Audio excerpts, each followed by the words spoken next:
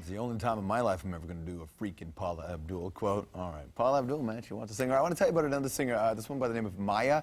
Arupalgrasam is her name. Born in Sri Lanka, her father part of the Tamil Tiger guerrillas there. Her mom fled with her to England. That's where M.I.A. grew up in a refugee ghetto. Today, she's an up-and-coming hip-hop artist, and she's tearing up the London club scene. She goes by the name M.I.A, as in missing in action. But people are already calling her the next Nina Cherry. So the Hour's Yasser Khan caught up with M.I.A to talk music and, of course, politics.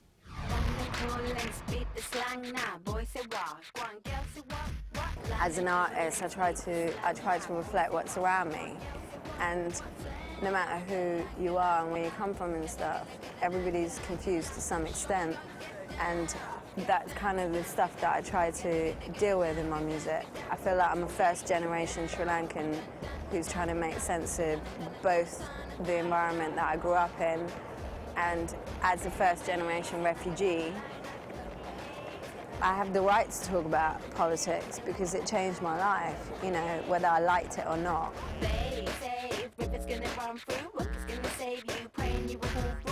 it can help you, don't let them get to you. If it's got when you get to you, backstab your crew, so let us sell you. There's no point making music or going through what you go through if you don't use it to, you know, I don't know, kind of take on some stereotypes and bring about something positive or change. My mum and my brother and my sister, we left Sri Lanka and settled in England as refugees, and then that's kind of what my life has been, growing up in Britain as a refugee.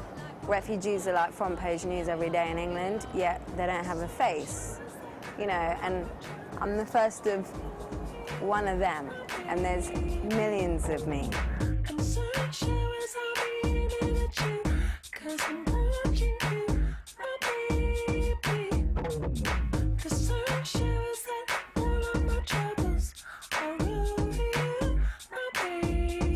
You know, everyone's talking about real, keeping it real, and it's like, what's keeping it real? 20 fucking inch rims and a Bentley? That's not keeping it real. I'll tell you what keeping it real is. If you're talking about guns, I'll be talking about bombs, because I've seen it.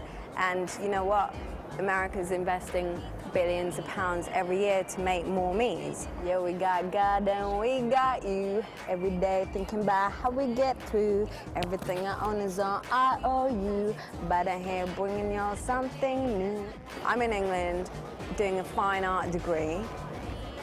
Yeah, I'm getting word on the phone that my cousins are blowing themselves up for a cause. Yeah, I'm sitting around going, I feel so apathetic about what kind of work I should be doing. I was also really guilty that I was one of the people that left Sri Lanka and that those kids did stay behind, and I had to kind of piece those two things together.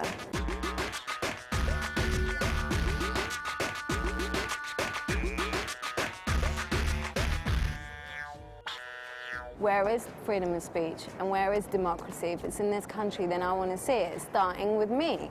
You know, because if you're bombing my people back home, and if you're bombing Afghanistan and Iraq, to win freedom of speech for a woman like me, and to get rid of the yashmak and come out and be free, then here I am. Let me be.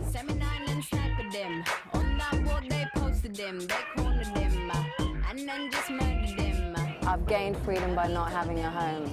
And so many years I went around, knocked on people's door, wanting to be a part of something and wanting to have an identity, wanting to be, you know, fitting in. In the end, I never fit in anywhere, and I've gained the ultimate bus ticket to freedom, and it feels good. I could go on, but you're making me busk at a station. I see what you're doing. M.I.A, you're going to hear a lot more about her in the coming days. All right, so yesterday we asked you to let us know what you thought of the same-sex marriage bill, and did we get emails? But we'll get to those in a sec. First, I have some video for you. It's from a public affairs program in 1959.